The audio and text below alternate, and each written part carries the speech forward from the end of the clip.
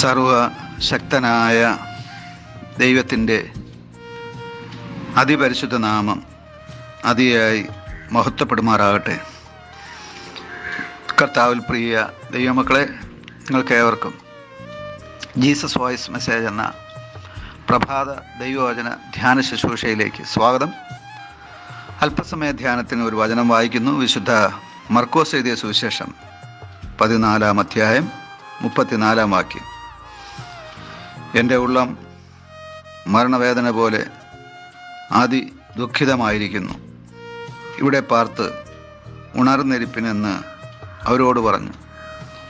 കർത്താവിൽ പ്രിയരെ, ഇവിടെ നാം വായിച്ചു കേട്ട വേദഭാഗത്ത് യേശു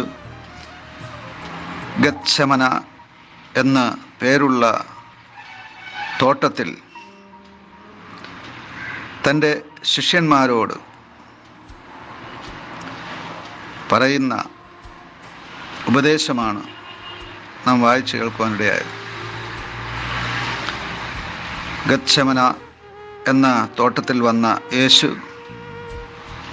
തൻ്റെ ശിഷ്യന്മാരെ പ്രാർത്ഥിക്കുവാൻ ഉപദേശിക്കുകയാണ്. മറ്റുള്ളവരെ അഥവാ ശിഷ്യന്മാരെ പ്രാർത്ഥിക്കുവാൻ ഉപദേശിച്ചിട്ട് താൻ തന്നെയും അഥവാ യേശു തന്നെയും പ്രാർത്ഥനയ്ക്കായി ഒരുങ്ങുകയാണ്. അവിടുന്ന് പറയുകയാണ്, ഞാൻ പ്രാർത്ഥിച്ചു തീരുവോളം ഇവിടെ ഇരിപ്പിൻ. ഈ പ്രബോധനം നൽകി യേശു പ്രാർത്ഥനയ്ക്കായി കടന്നു പോവുകയാണ്. പിതാവായ ദൈവത്തോട് പ്രാർത്ഥിക്കുകയാണ്. ഈ പ്രാർത്ഥനയുടെ ആവശ്യകത താൻ അനുഭവിപ്പാനിരിക്കുന്ന ആ ക്രൂശ് മരണമെന്ന യാഥാർത്ഥ്യം, അത് നേരിടുവാനുള്ള ശക്തിക്കായിട്ടുള്ള അപേക്ഷയാണ്. ആ അപേക്ഷയിൽ മാനുഷിക ബലഹീനത നിമിത്തം ഇങ്ങനെ പ്രാർത്ഥിച്ചു പോയി, കഴിയുമെങ്കിൽ ആ നാഴിക അഥവാ ആ പാനപാത്രം, ആ ക്രൂശ് മരണം നീങ്ങിപ്പോകണം, ഒഴിഞ്ഞു പോകണമെന്ന്. എന്നാൽ ആ പാനപാത്രം, ആ ക്രൂശ് മരണം ഒഴിവാക്കുവാൻ പിതാവായ ദൈവത്തിന് കഴിയുമായിരുന്നില്ല. കാരണം യേശു ലോകസ്ഥാപനത്തിന് മുമ്പേ മാനവരാശിയുടെ ജീവരക്ഷയ്ക്കായി അറുക്കപ്പെട്ട കുഞ്ഞാടാണ്. അതുകൊണ്ട് തന്നെ ഈ ഗത്സമനയിലെ ദൈവപുത്രൻ്റെ പ്രാർത്ഥനയ്ക്ക് നേരെ സ്വർഗത്തിലെ ദൈവം മുഖം തിരിച്ചു കളഞ്ഞു. ആ പ്രാർത്ഥനയ്ക്ക് ഉത്തരം ലഭിച്ചില്ല.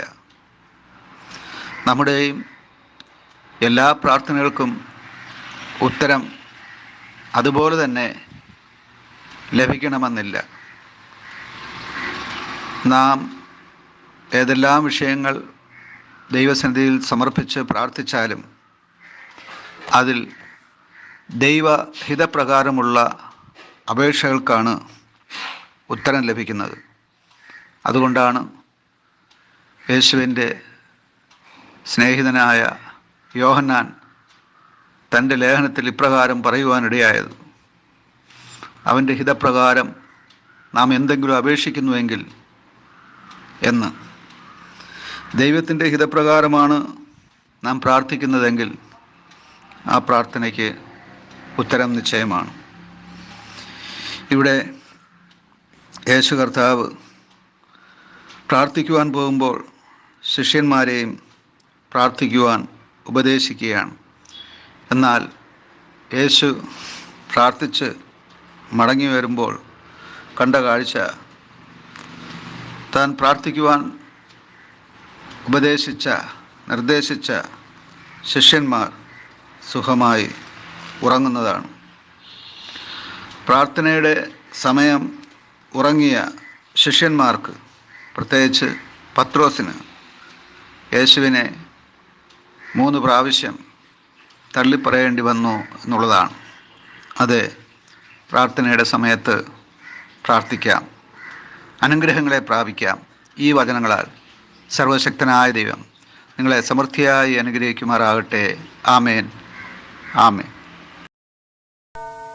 പ്രാർത്ഥനാഗാനം ഞങ്ങൾ പാടാം, പാവനമാം ആലയത്തിനുള്ളിൽ.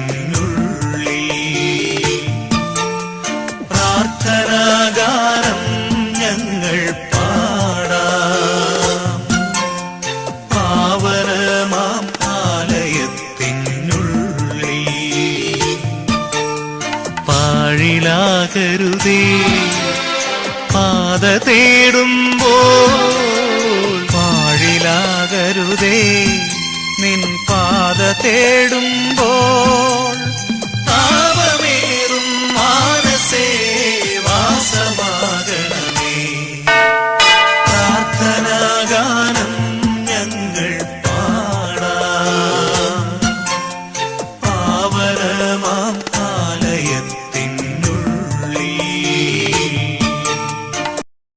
സാന്ത്വനം കേൾക്കുവാൻ നായക ദേവാസാദരം ദീപമേന്തി നിന്നിടാം. സാന്ത്വനം കേൾക്കുവാൻ